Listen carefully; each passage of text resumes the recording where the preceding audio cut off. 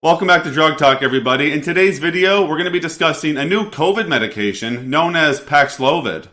Now, before we jump into the content itself, I just want to quickly let you know that you can pick up a copy of my new book, The 5th Episode, Inside the Manic Mind, by clicking on a link in the description of this video. So as of December 22nd, 2021, Nirmatrelvir and Ritonavir were put together as a combination product and approved for emergency use for COVID-19 patients. It was the FDA that approved this medication for emergency use, and it's meant for pediatric patients over the age of 12 and adults who are at risk of developing severe COVID-19 that may put them in the hospital. Aside from the age restriction, there's also a weight restriction put on this medication in that a patient would have to be 40 kilograms or greater and also had received viral testing for COVID-19 with a positive test, of course. Now, before somebody was to use this medication, if they were prescribed it, there are some precautions that they should be made aware of. First off, because this medication is approved through emergency authorization, there's lacking clinical data for the use of Nirmatrelvir and Ritonavir together, so there could be some serious adverse events that come up unexpectedly with the use of these two medications together, aside from when they're used separately. In terms of precautions surrounding your liver, there have been cases where liver enzymes have been elevated. Some patients have developed clinical hepatitis as well as jaundice. Because of this, we would want to use this medication very cautiously in patients who have liver disorders or liver enzyme abnormalities or hepatitis. Immunologically, there have been some hypersensitivity reactions reported, such as angioedema, urticaria, or difficulty breathing. If these were to occur, chances are the medication would have to be stopped and supportive care would be given to the patient. Aside from precautions, there are also some contraindications with this medication, which would be reasons that patients would not be able to use Paxlovid. These contraindications really come down to drug interactions, so while I won't go over all the drug interactions, I'll go over some of them that really stood out to me.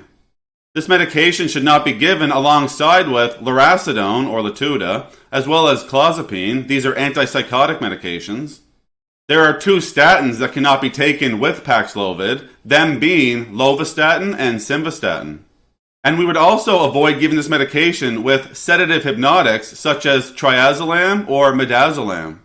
Now, once somebody is aware of all the precautions and they're cleared of some contraindications that their physician and pharmacist would go over with them, the question now is, how is this medication dosed?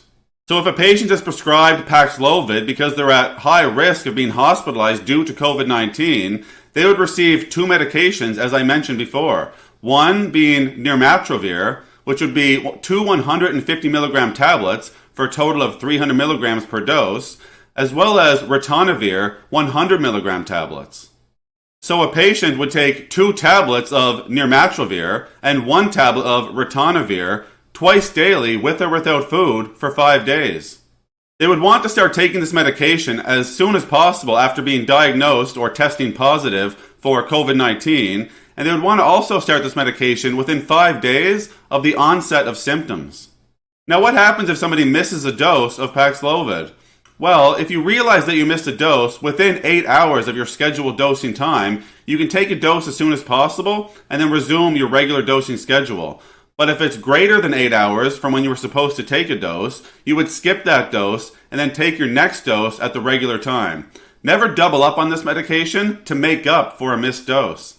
Now, once somebody starts taking this medication, they would want to be aware, like with all medication, about what the side effects are.